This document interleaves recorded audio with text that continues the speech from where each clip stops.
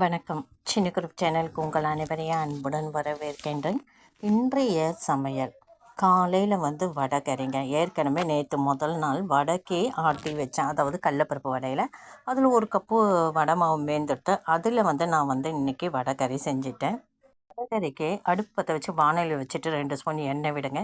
சோம்பு 1/2 ஸ்பூன், பிரிஞ்சி இலை கொஞ்சமாக போட்டுக்கோங்க. அதுக்கப்புறம் கடல் பாசி போட்டுட்டு பட்டை 1, அவ்வளோதாங்க. தாளித்தம் செஞ்சுட்டு வெங்காயத்தை நல்லா வதக்கி தக்காளியை நல்லா வதக்கி 2 பூண்டை தட்டி சேர்த்துருங்க. தேவையான அளவு தண்ணி விட்டுருங்க. அதில் காரத்துக்கு தனி மிளகாய்த்தூள் 1/2 ஸ்பூன் போடுங்க, தனியாத்தூள் 1/2 ஸ்பூன் போடுங்க, குழம்பு மிளகாய்த்தூள் 1/2 ஸ்பூன் சேருங்க. தேவையான அளவு உப்பு போட்டுருங்க. நல்லா கொதித்ததும் வடை மாவு எடுத்து வச்சுருக்கோம் இல்லைங்களா, அதை அப்படியே உதிர்த்து விட்டுருங்க.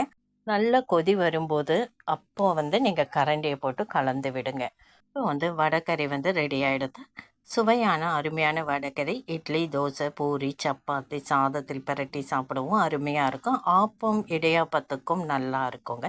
இன்றைய சமையல் என்னன்ட்டு நம்ம இப்போ பார்த்துடலாம். காலையில் ஆப்பம், வடைக்கறி, தேங்காய் பால். அடுத்து மத்தியான சமையல் என்னன்னு பார்க்கலாம். மதிய சமையல் கேரட் பொடி மாசு. கேரட் வெஜிடபிள் கட்டரில் நல்லா பொடியாக கட் பண்ணிவிட்டு அடுப்பத்தை வச்சு வானல் வச்சுட்டு கடுகு, உளுந்தம்பருப்பு, கருவேப்பிலை, கடலப்பருப்பு போட்டுக்கோங்க. கருவேப்பிலை போட்டு கடலப்பருப்பு, வெங்காயம் போட்டு தாளித்தான் செஞ்சு கேரட்டை குக்கரில் கொஞ்சமாக 1/4 கிளாஸ் தண்ணியில் உப்பு சேர்த்து வேக வச்சுட்டு அதை அப்படியே வடைச்சட்டியில் சேர்த்துருங்க. நல்ல சுருளை வதக்கினதும் தேங்காய், பூண்டு மிக்ஸி ஜாரில் அரைச்சி அதையும் சேர்த்துருங்க. காரத்துக்கு ஒரு பச்சை மிளகா நான் சேர்த்துருக்கேன். அப்படியே நல்லா சுருளை நல்லா வதக்கி எடுத்துருங்க. சூப்பராக அருமையாக பீட்ரூட் பொடி மாஸ் ரெடி. அடுத்து பச்சை சுண்டக்காய் பூண்டு சேர்த்து ஒரு காரக்குழம்பு அருமையாக இருக்கும். பச்சை சுண்டக்காய் சுகரை கண்ட்ரோல் பண்ணுங்க. பூண்டு வாய்வு தொல்லையை நீக்கும். அடுத்து மிளகு தக்காளி ரசம்.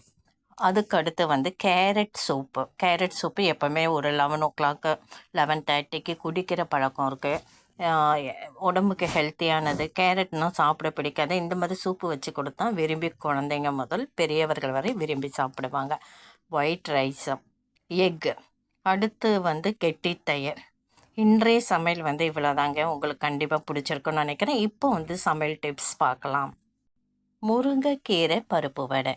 நான் முருங்கைக்கீரை பருப்பு வடை செய்யும் பொழுது முருங்கைக்கீரை சேர்த்ததுனால வடையில் நிறைய எண்ணெய் எடுத்துருது. அதை நான் சரி பண்ணுறதுக்காக பச்சரிசி மாவு ஒரு 3 ஸ்பூன்ஸ் போட்டு கலந்து விட்டு வடை சுட்டு அப்புறம் எண்ணெய் இழுக்கலை. பெரிய வடையாக போட்டது முதல்ல போட்ட கீரை வடை. அடுத்து பச்சரிசி மாவு சேர்த்து நான் போட்ட சின்னதாக போட்ட வடை பாருங்கள், எண்ணெயே இழுக்கலை. தோசை மாவில், இட்லி மாவில் உளுந்து அதிகமாக சேர்த்துட்டிங்க.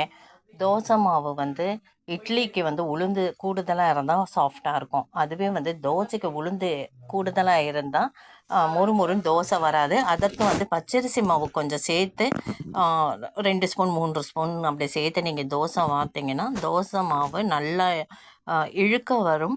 அது மட்டும் இல்லை, மொறுமொறுப்பு தன்மையும் கொடுக்கும். தோசையும் நல்லா சிகப்பு பொன்னிறத்தில் வரும். இந்த வீடியோ பதிவு பிடிச்சிருந்தால் லைக் பண்ணுங்கள், ஷேர் பண்ணுங்கள், சப்ஸ்கிரைப் பண்ணுங்கள், கமெண்ட் பண்ணுங்கள். நன்றி.